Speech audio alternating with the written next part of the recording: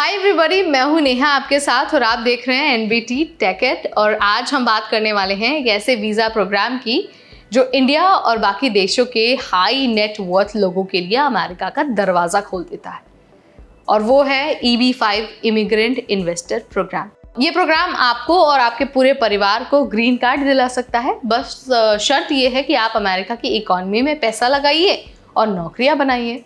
और हाल ही में रेडिट पर एक पोस्ट वायरल हुई है जिसमें साफ साफ कहा जा रहा है कि अगर EB-5 लेना है तो देरी मत करिए। चलिए आपको समझा देते हैं कि अभी का जो टाइम है वो सबके लिए गोल्डन चांस कैसे हो सकता है। तो देखिए, सबसे पहले हम बेसिक से समझ लेते हैं कि भाई ये जो EB-5 वीज़ा है वो है क्या। तो अगर सिंपल टर्म्स में मैं आपको बताऊं तो आप अमेरिका में किसी प्रोजेक्ट में इन्वेस्ट करिए। अगर रूरल या फिर हाई अनएम्प्लॉयमेंट एरिया है तो मिनिमम इन्वेस्टमेंट है $8 लाख, और अगर नॉर्मल प्रोजेक्ट है तो $10.5 लाख में आपका काम चल जाएगा।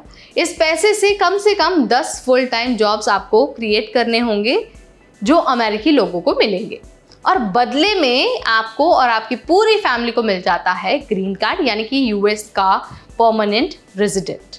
मतलब आप वहाँ पर बिजनेस भी कर सकते हैं, बच्चे पढ़ाई कर सकते हैं, हेल्थ केयर ले सकते हैं, यानी कि आपकी जो पूरी ज़िंदगी है वो सेट हो जाती है। 2022 में आया था एक नया कानून, नाम था EB-5 reform and integrity act. इसने रूरल प्रोजेक्ट्स को बहुत बड़ा फ़ायदा दिया था। अब इनका प्रोसेसिंग टाइम बहुत तेज़ हो गया है।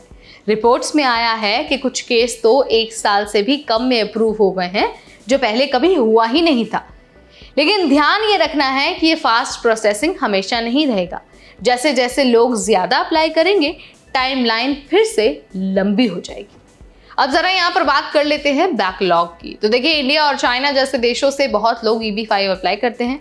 इस वजह से वहाँ पर वेटिंग लिस्ट सालों लंबी हो जाती है। अगर आप अभी अप्लाई करते हैं तो आपको एक प्रायोरिटी डेट मिल जाती है, यानी कल को अगर कोटा फुल हो गया तो भी आपकी जगह लाइन में पक्की रहेगी। लेकिन अगर आप देर करते रहते हैं तो आपको कई साल ज़्यादा इंतज़ार करना पड़ सकता है। अब देखिए, अमेरिकी जो इमिग्रेशन पॉलिसी है वो हमेशा बदलती रहती है। आज इन्वेस्टमेंट मिनिमम है $8 लाख का, कल को ये बढ़कर 10 से 12 लाख भी हो सकता है, या फिर ये भी पॉसिबल है कि एलिजिबिलिटी के जो नियम हैं वो और सख्त हो सकते हैं। तो जल्दी अप्लाई करने का मतलब है आज के आसान रूल्स लॉक हो जाते हैं। इसके अलावा अगर आप पहले से अमेरिका में हैं किसी स्टूडेंट वीज़ा पर या फिर वर्क परमिट पर, तो आपके पास एक और बड़ा फ़ायदा है। आप EB-5 की पिटिशन और एडजस्टमेंट ऑफ स्टेटस एक साथ फाइल कर सकते हैं। इससे क्या होगा, आपको जल्दी मिल जाएगा वर्क परमिट, और आपका जो ट्रैवल डॉक्यूमेंट है वो भी जल्दी मिल जाता है। लेकिन अगर आप लेट करते हैं तो ये गोल्डन मौका आपके हाथ से निकल सकता है। रूरल और हाई अनएम्प्लॉयमेंट प्रोजेक्ट्स के लिए गवर्नमेंट ने रिजर्व वीज़ा रखे हैं। मतलब इन प्रोजेक्ट्स में बैकलॉग का रिस्क बहुत कम है, साथ ही प्रोसेसिंग भी जल्दी होती है। और हाँ, हर महीने की देरी आपको महंगी पड़ सकती है। सोचिए, आज $8 लाख है, कल को ये फीस या फिर यूँ कह लीजिए ये जो रेट है वो 9 से 10 लाख भी हो सकता है।